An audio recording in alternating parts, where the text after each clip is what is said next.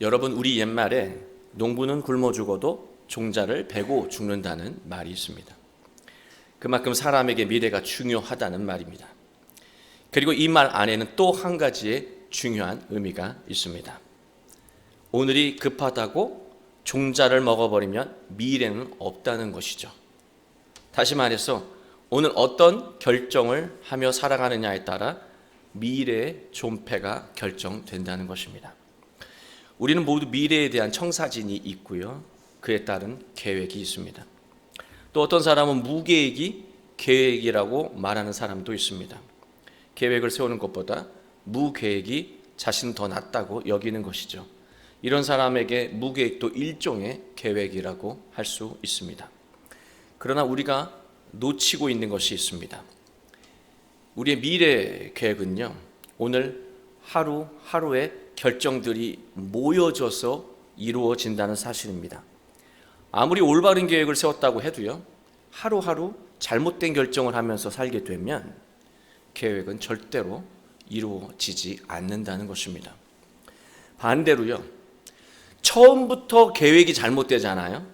그러면 올바른 결정이라고 하는 것은 없습니다. 아예 존재하지 않는다는 거예요.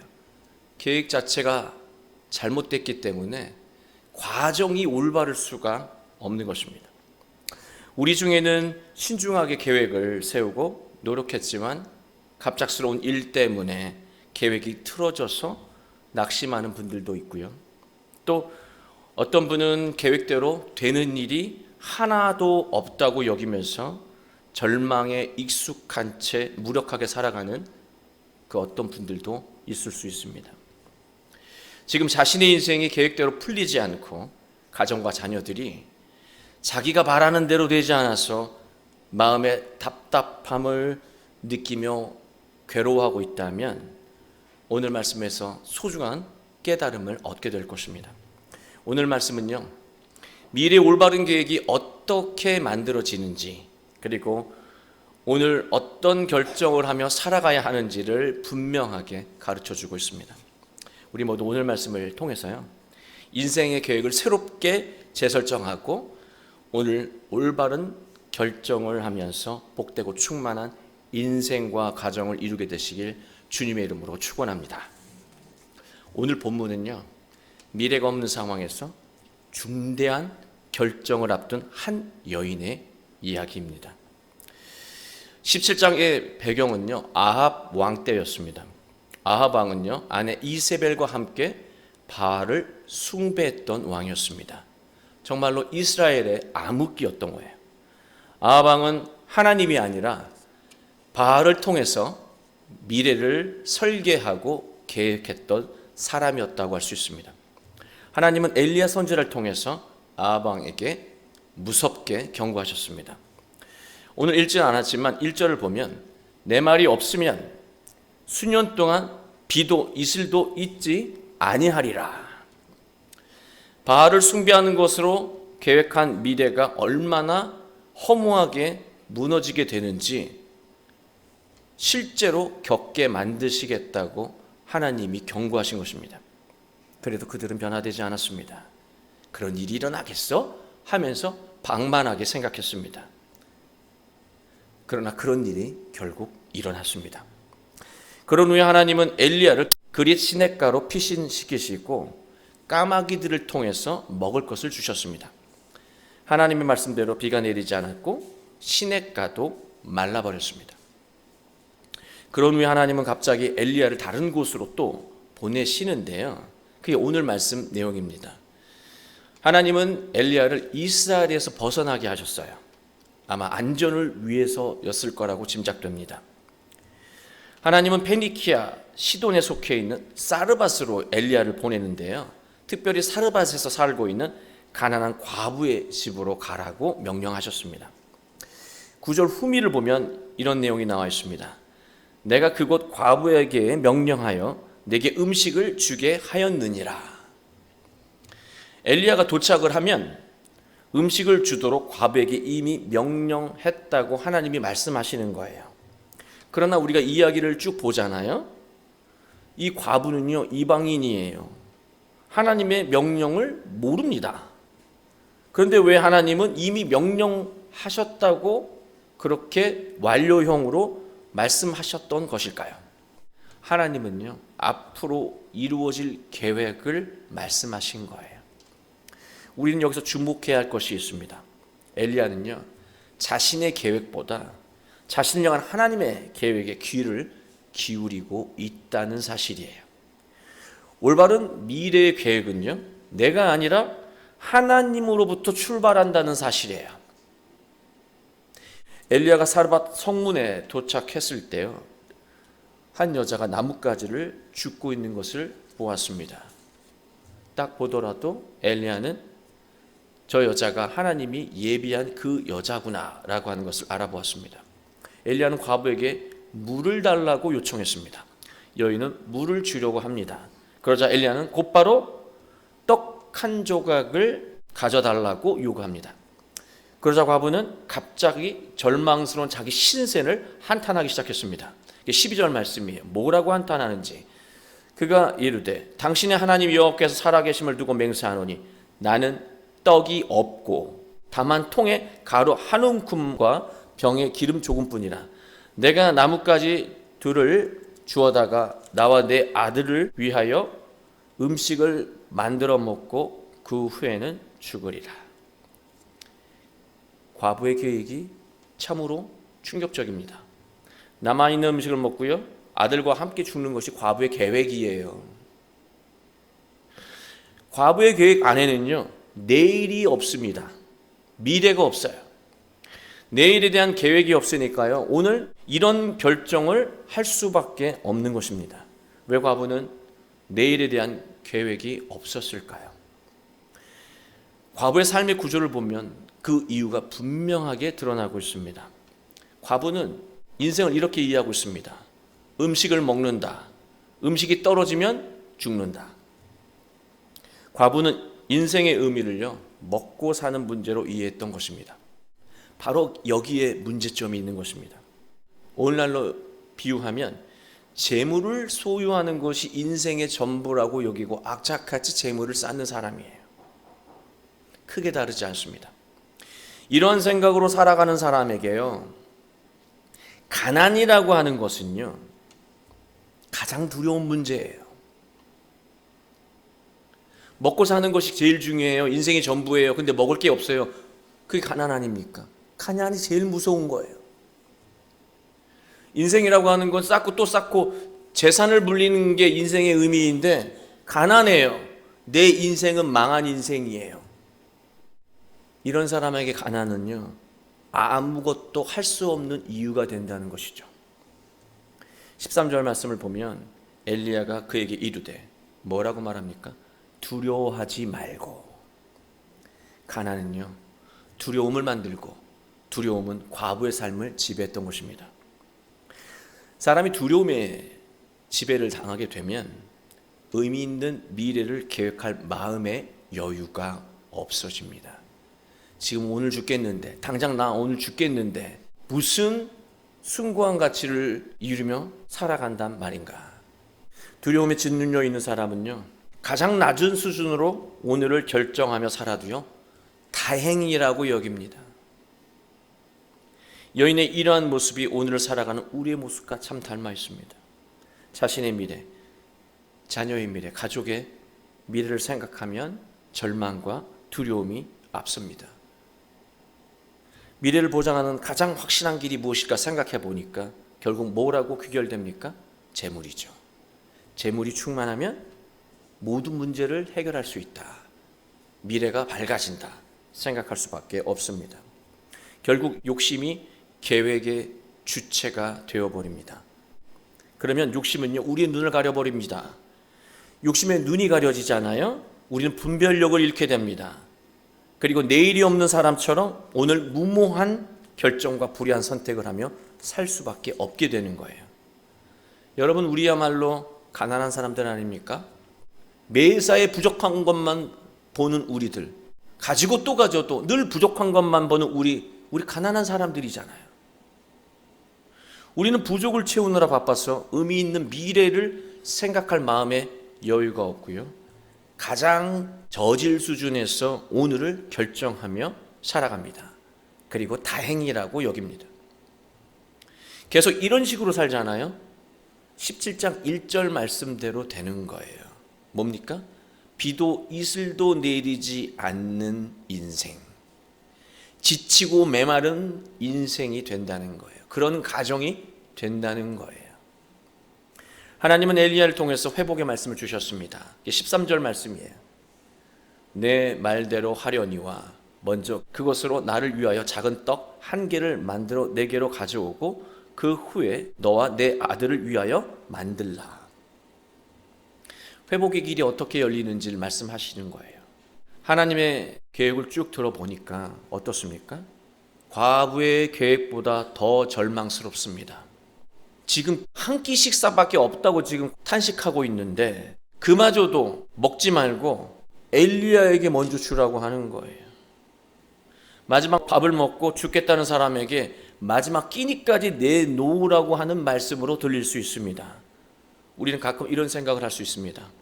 하나님의 말씀과 방식은 구태의연해.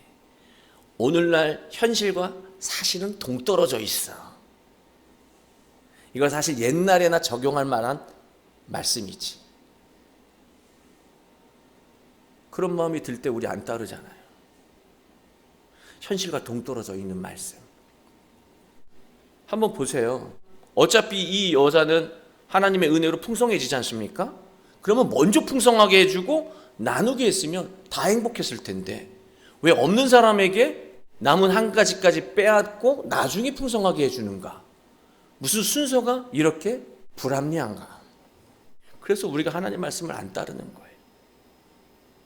우리는 삶의 우선순위를 몰라요. 여러분, 삶의 우선순위는 매우 중요합니다. 우선순위가 바뀌잖아요. 계획은 꼬일 수밖에 없습니다. 밥을 만든다고 생각해 보세요.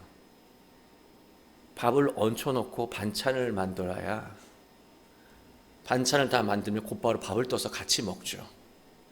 반찬을 먼저 만들면서 뒤늦게 밥을 얹으면 언제 밥을 먹습니까? 똑같은 양의 일을 하는데요. 순서에 의해서 만족이 있을 수 있고 만족이 없을 수도 있다라고 하는 거예요. 삶의 우선순위가 이렇게 중요한 거예요. 그런데 우리는 영리해서 삶의 우선순위를 잘 아는 것 같지만 잘 모른다는 것입니다. 지금 우선해야 하는 것이 무엇인지 모른다는 거예요. 우선순위가 바뀌면 계획은 꼬일 수밖에 없습니다. 하나님은요, 과부에게 삶의 우선순위가 무엇인지 정해주신 것입니다. 이사야서 55장 8절을 보면 이런 말씀이 나와 있습니다. 이는 내 생각이 너희의 생각과 다르며 내 길은 너희의 길과 다름이니라. 여호와의 말씀이니라. 이는 하늘이 땅보다 높음 같이 내 길은 너희의 길보다 높으며 내 생각은 너희의 생각보다 높음이니라. 과부를 향한 하나님의 계획은요, 우리가 생각하는 것보다 더 높은 차원이었던 거예요. 마찬가지예요. 여러분이 여러분의 계획을 소중하게 여기는 것보다 하나님이 여러분을 통해서 이루고자 하는 계획이 더 위대한 계획이라고 하는 거예요. 우린 그걸 모르고 살아간다는 것이죠. 하나님은요, 가난한 현실을 바꾸는 것이 먼저가 아니라 하나님의 말씀으로 삶이 바뀌는 것이 먼저라고 말씀하신 것입니다. 과부는 아마도 이런 생각을 했을 거예요. 내 계획이 오늘 밥을 먹고 얼마 후에 죽는 것이라고 분명 말씀을 드렸는데 하나님은 아예 오늘 죽으라고 말씀하시는 거구나. 맞습니다. 나중에 죽지 말고 지금 죽으라고 하는 거예요. 세상의 두려움에 짓눌려 말도 안 되는 계획이 좋은 계획이라고 여기며 오늘을 살아가게 하는 우리의 생각과 자아가 오늘 죽어야 하는 거예요. 그래야 자신을 향한 하나님의 계획을 이루며 복된 인생을 만들어갈 수 있다는 것입니다. 하나님은 이제 형편에 얽매이지 않고 먼저 하나님 말씀에 순종하며 살아가면 어떤 복을 주시는지 분명하게 말씀합니다. 14절 말씀이에요. 이스라엘의 하나님 여호와의 말씀이 나 여호와가 비를 치며 내리는 날까지 그 통의 가루가 떨어지지 아니하고 그 병에 기름이 없어지지 아니하리라. 여자가 어떤 풍요를 생각해도 이만큼 상상하지 못했을 거예요. 하나님은 그런 분이에요. 째째한 분이 아닙니다. 과부는 하나님의 말씀을 듣고 자신의 어리석은 계획을 버려버렸습니다. 그리고 당장은 하나님의 말씀과 계획을 헤아릴 수는 없어요. 우리도 마찬가지죠. 그러나 하나님을 믿고 말씀에 순종했습니다. 지금 우리에게 필요한 것은요, 하나님을 믿고 믿음으로 순종하는 거예요.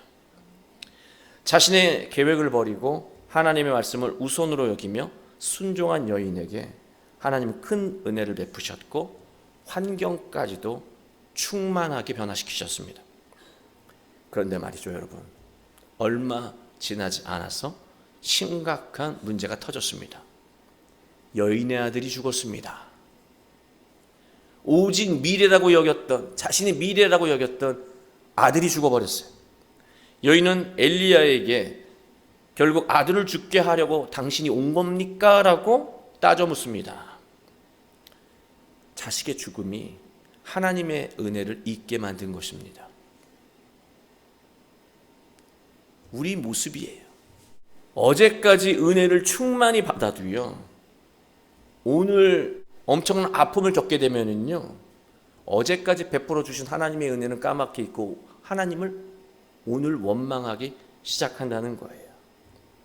과부는 삶의 환경이 넉넉해지자 마음속에 자녀에 대한 자기 계획이 생겼어요. 하나님의 계획을 따라 살아갔더니 충만해졌잖아요, 가정이. 근데 충만해지니까 어떻게 됩니까? 넉넉해지니까 어떻게 돼요? 삶의 여유가 생기니까 어떻게 돼요? 하나님에게 더 집중하는 게 아니라 이제 스물스물 자기 계획이 생긴 거예요. 자기 계획에 눈이 가려진 여인, 하나님의 계획을 보지 못하고 원망을 쏟아내기 시작한 것입니다. 하나님의 엘리야의 간절한 기도를 통해서 아들을 다시 살리셨습니다. 24절을 보면요, 아들이 살아나니까 여인이 이렇게 고백합니다. 아들을 살리는 과정을 통해서 여인은요, 올바른 믿음을 갖게 되었고 성숙한 신앙을 갖게 된 거예요. 처음부터 이런 역경과 어려움을 겪지 않고 다 쏟아 부어 주셨다면요, 믿음은 절대로 성장하지 않습니다. 절대로 성장하지 않아요. 하나님은 여인의 믿음을 성숙하게 만드시고 더 큰 복을 주셨습니다. 그게 바로 하나님의 계획이었다라고 하는 것입니다. 이 과정 안에서는요, 여인을 향한 계획만 있는 게 아니에요. 이 계획 안에는, 이 과정 안에는요, 엘리야를 향한 중요한 계획이 담겨 있었습니다. 성경은 늘 말합니다. 하나님이 신랑이고 하나님의 백성이 신부라고 말합니다. 과부는 신랑을 잃은 사람이에요. 과부는 하나님을 잃은 존재를 상징합니다. 하나님은 엘리야가 과부의 모습을 통해 이스라엘의 현실을 보게 만든 거예요. 지금 우상 숭배하고 있는 이스라엘 백성들, 이 사람들이 바로 과부라고 하는 거예요. 하나님 없이 오늘을 살아가고 있는 우리들, 영적인 과부와 같은 존재라고 하는 거예요. 하나님 우상을 숭배하며 재앙의 끝으로 달려가는 이스라엘 백성을 이 과부의 삶을 통해서 먼저 보게 하신 것입니다. 그리고 과부의 죽어가는 아들의 모습은 무엇을 상징할까요? 영적으로 죽어가는 이스라엘의 어린 세대를 의미하는 것이었습니다. 18장 내용을 보면 여러분이 좋아하는 내용이 나와요. 엘리야가 바알의 선지자들과 450대 1로 싸워 승리한 장면이 나오는데요, 하나님의 계획은 엘리야가 중요한 일을 하기에 앞서 먼저 하나님의 말씀의 권능을 과부와의 만남을 통해서 먼저 경험하게 하신 겁니다. 엘리야는 과부의 집에서 확고해진 믿음 덕분에 두려운 적들과 싸워 큰 승리를 거둘 수 있었던 거예요. 엘리야도 이 과정을 하지 않았다면 엄청난 싸움에서 승리할 수 없었던 거예요. 하나님이 이렇게 치밀하게 계획하시고 그 계획을 이루시는 분이라고 하는 것입니다. 지금 자녀에 대한 미래에 대해서 걱정하고 계세요? 부모 계획대로 하면 걱정할 수밖에 없지만 여러분 자녀를 향한 하나님의 계획은요, 놀랍고 놀랍습니다. 치밀하고 정교합니다. 실수가 없습니다. 완벽합니다. 다만 말이죠, 하나님과 등지고 살아도 하나님의 계획이 절로 이루어지는 게 아니고요, 하나님의 계획에 관심을 가지고 순종할 때 그 어떤 환경에 영향을 받지 않고 놀라운 계획이 이루어진다는 거예요. 우리가 하나님의 계획을 방해하잖아요. 하나님의 계획은 이루어질 수가 없어요. 자신의 인생 속에 막힘이 자꾸 일어나고요, 자꾸만 어려움이 되풀이되고 있다면, 뭐만 하려고만 하면 되는 게 없어 라고 하는 그런 상황 속에서 안타까움을 겪고 있다면요, 자신이 세운 미래의 계획을 내려놓으시기 바랍니다. 하나님의 계획과 부딪히고 있는 거예요. 어찌 보면 하나님께서 더 선한 길로 인도하시기 위해 막고 계신 거예요. 그러니 막힘이 오히려 은혜인 거예요. 잘못된 일이 술술 풀려보세요. 벼랑 끝에서 떨어지고 맙니다. 근데 막힌다라고 하는 것은 어떻게 보면 다시 새로워질 수 있는 기회의 변곡점이라고 할 수 있는 거예요. 만약 자신이 세워놓은 계획들이 자꾸 막히고 풀리지 않는 일들을 경험하게 된다면 하나님의 계획을 먼저 돌아보시기 바랍니다. 그리고 지금부터 하나님의 계획으로 미래를 다시 설계하시기 바랍니다. 하나님은 반드시 이루실 거예요. 우리를 향한 하나님의 계획은 정확하고 완전하십니다. 우리가 믿음을 더하며 두려움을 이겨내고 욕심으로 만든 계획을 내려놓고 하나님의 계획에 귀를 기울이며 순종한다면 하나님은 반드시 감동적인 삶으로, 가정으로, 자녀로 이끄실 것입니다. 사랑하는 교회 여러분, 우리의 삶이 고달픈 것은요, 어쩌면 우리가 세운 계획 때문일 수도 있습니다. 우리 어리석은 계획과 욕심으로 세워진 계획들이 우리의 영혼을 갉아먹으며 우리의 삶을 삼키고 있는지 모릅니다. 여러분, 첫 단추를 잘못 끼우면요, 열심히 단추를 채워도요, 결말이 우스워집니다. 그처럼 최초 계획이 잘못되면 올바른 결정은 존재하지 않고 열매도 기대할 수 없습니다. 우리의 계획이 자꾸 막힌다면 하나님의 계획과 부딪히고 있는 거예요. 하나님의 계획과 부딪히는 그 지점을 믿음으로 끊어내야 합니다. 그리고 우리가 자신을 향한 하나님의 계획이 무엇인지 성찰하며 하루하루 하나님 말씀 안에서 결정하며 살아간다면 우리는 오늘 말씀의 여인처럼 어떤 환경 속에서도 또 어떤 위기를 만나더라도 승리하게 될 것입니다. 우리 모두 여인과 엘리야처럼 하나님의 계획을 따라 살아가며 은혜와 승리를 경험하는 인생과 가정과 교회를 이루시길 주 예수 그리스도의 이름으로 축원합니다.